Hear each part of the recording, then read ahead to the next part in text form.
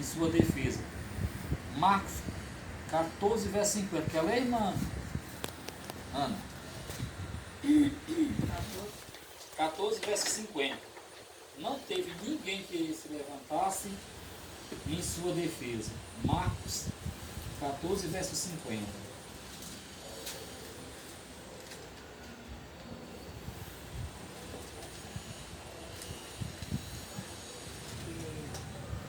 Estava lá no Marinho.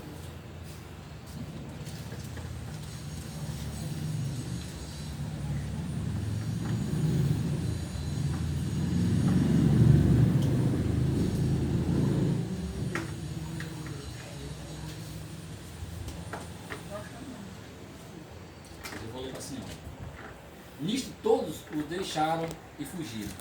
Notem, irmãos, que Pedro negou Jesus, mas quando Pedro disse que não negaria Jesus e não abandonaria, todos os discípulos dele também disseram a mesma coisa, que não deixariam, que morriam por ele, não foi só Pedro não.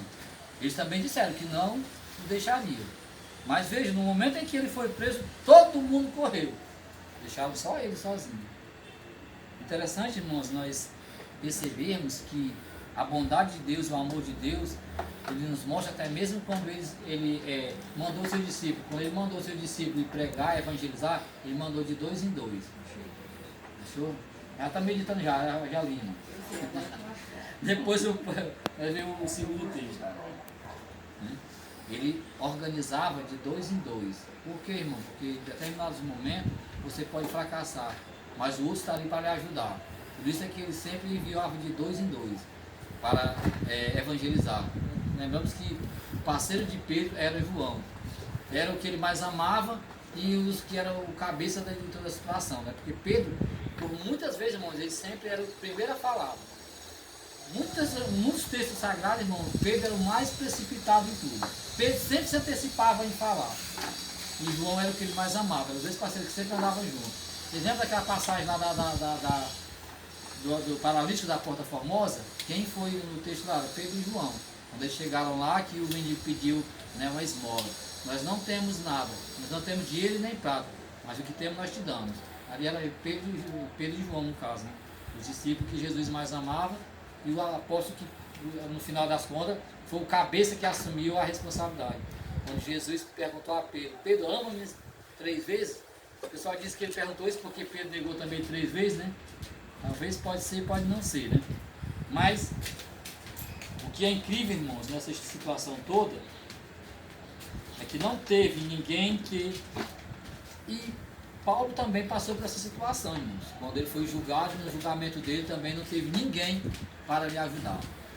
Ou seja, irmãos, os seus próprios discípulos prometeram e não cumpriram.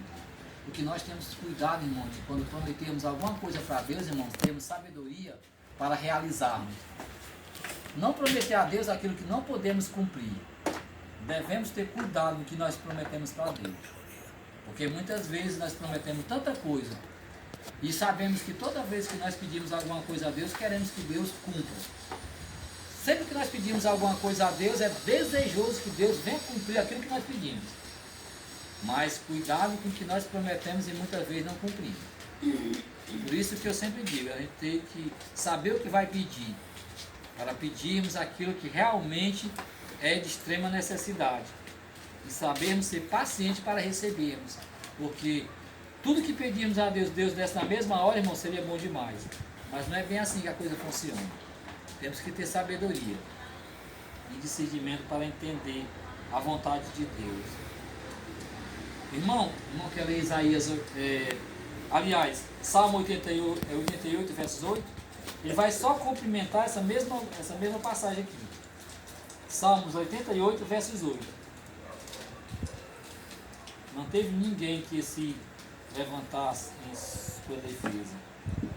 Salmos 88, versos 8 também vai falar. Alongaste de mim os meus conhecidos, e fizeste-me em extremo abominado para eles. Estou fechado e não posso sair. Davi, de certa forma, ele falava, né, sobre as dificuldades dele e também refletia, ou de certa forma era uma profecia, muitas profecias que Davi falava, irmão, se referia a Jesus. muitas coisas que Davi profetizou sobre Jesus. Quando ele diz que o meu corpo não será deixado na sepultura, Davi não estava se referindo a ele, mas estava se referindo a Jesus. Porque o único que o corpo não foi consumido pela terra foi Jesus. No caso, essa era uma profecia que se referia a Jesus. E quando ele teve também, ele estava falando sobre isso, ele estava se referindo a Jesus também. Porque os companheiros dele abandonaram. E Davi também aconteceu de muitas vezes seus companheiros também o abandonaram em certos momentos de dificuldade. Por isso é que o Senhor Jesus disse que os seus lhe abandonaram. Quinto ponto, não teve nem o amparo de Deus na sua dor mais profunda. Mateus 27, 46. Quer ler, João? Leia, Tânia. Irmã Tânia. O João tocador. O João tocador. Mateus o quê? Mateus 27, 46. Não teve nem o amparo de Deus na sua dor mais profunda. Eu nem sei nem que hora é essa, afinal, né? 37, está no 37.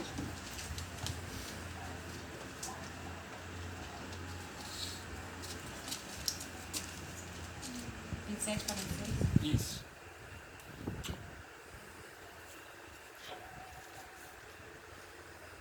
E perto da hora nona, exclamou Jesus em alta voz, dizendo: Ei, ele, lema, Sabactã, isto é, Deus meu, por que me desamparaste? Ele, a massa bacana dele, por que me desamparaste? A palavra do Senhor Jesus. Todos nós sabemos, irmãos, que Deus, no momento em que Jesus, no meu ponto de vista, no momento em que o Senhor Jesus estava sendo crucificado, levou sobre si todo o pecado da humanidade. Todo o pecado de toda a humanidade, irmão, foi lançado sobre ele. Sendo ele Deus, sendo ele santo, não tinha nenhum pecado, mas ele absorveu todo o pecado de toda a humanidade. Sim,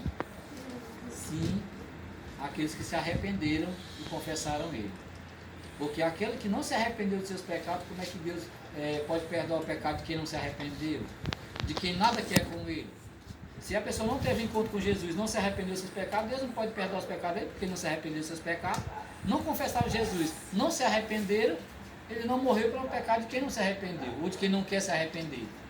Porque tem pessoas, irmão, que se recusam a acreditar no Senhor Jesus. No que ele fez no Calvário, tem pessoas que não acreditam, ainda hoje tem pessoas que não acreditam, irmão.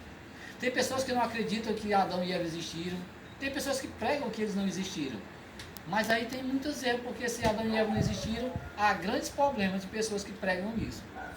E Jesus recebeu todo o pecado daquele que confessou, ou seja, todos nós que confessamos nosso pecado foi lançado sobre ele.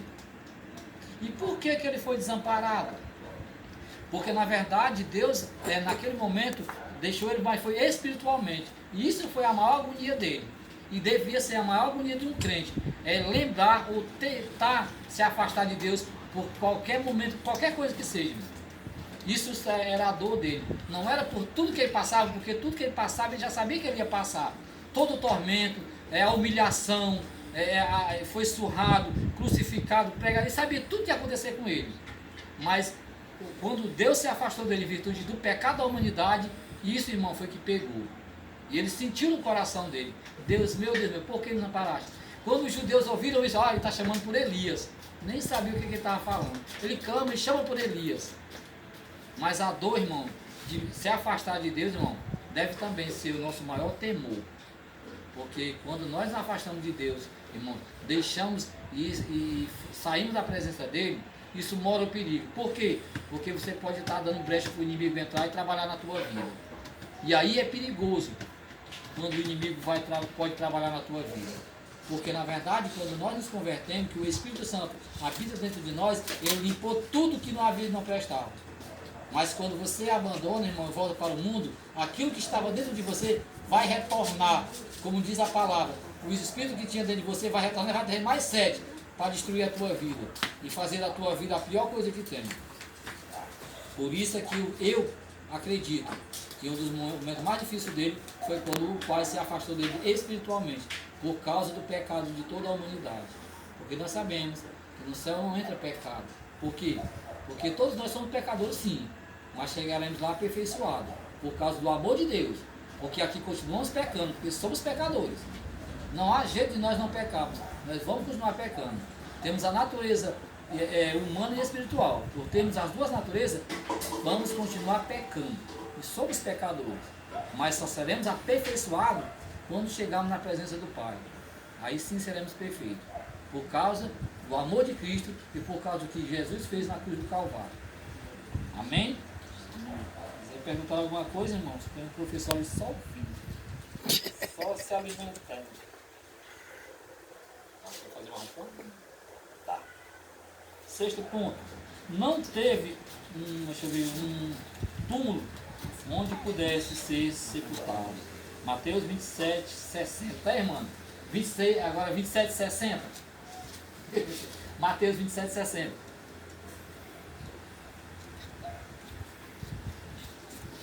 Procura para ela um que tem Bíblia mais apta. E o depositou no seu túmulo novo, que fizeram abrir na rocha, e rolando uma grande pedra para a entrada do sepulcro, se retirou.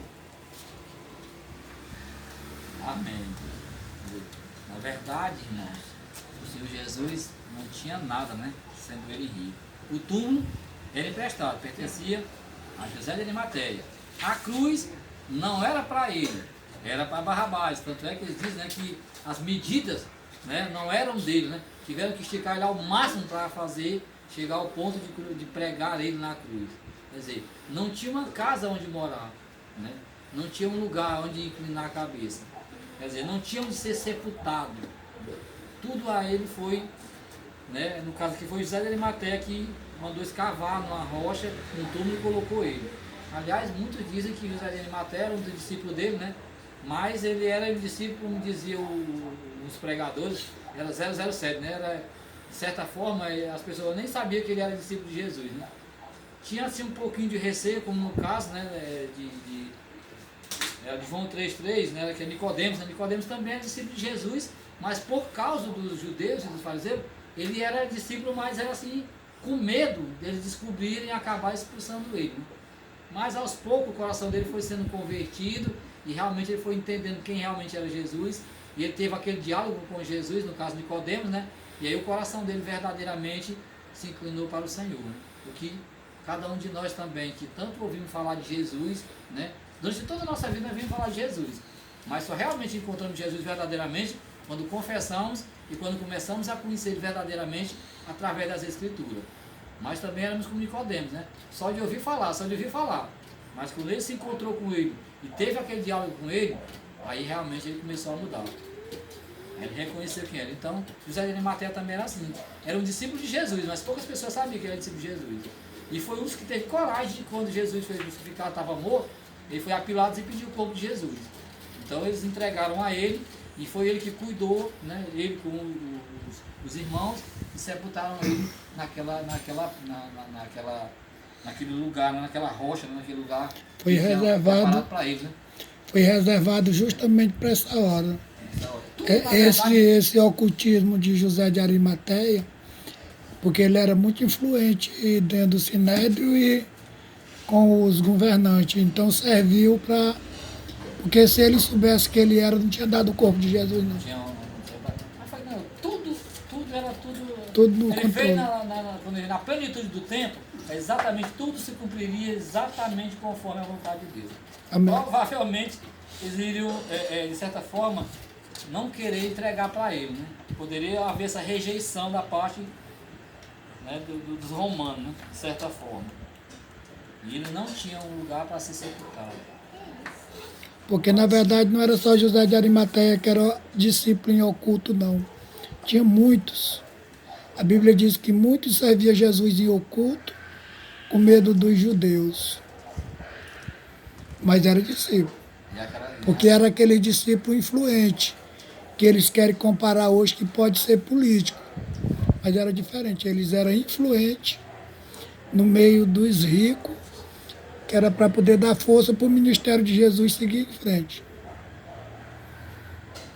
Que se cumprisse as escrituras, né? Se Tudo cumprisse, da forma que Jesus, do jeito Deus, que queria. que Deus planejou, nada fugiu. Deus preparou tudo, preparou os ricos, os pobres, e tudo do jeito que era para ser. Todas as formas. Vamos ver o último ponto. Tudo isso por amor de nós. Gálatas 2:20. Irmã, quer ler, irmão? 2:20? Ué, irmã pode ler 2:20, Gálatas 2:20. Carta a Galácia, apóstolo Paulo. Tudo isto por amor a nós. Gálatas 2:20.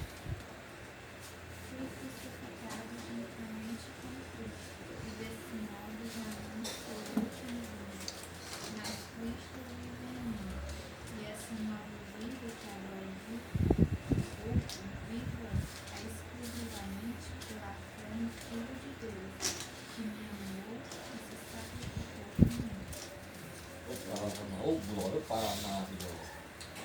Essa é linda. Eu não gosto de concluir ela no Isaías 53:5, que é muito conhecido. Ele conclui. Isaías 53:5 conclui o que Gálatas 2:20 fala.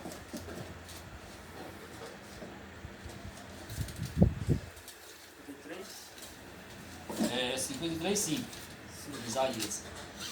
A verdade, porém, é esta: ele foi ferido por causa de nossos pecados, seu corpo foi esmagado por causa das nossas maldades. O castigo que nos trouxe paz estava sobre ele, e pelos seus ferimentos nós fomos sarados. Amém. Aleluia. Fomos, hoje estamos mortos, irmão. Fomos mortos, fomos remidos. Tudo feito pelo Senhor Jesus.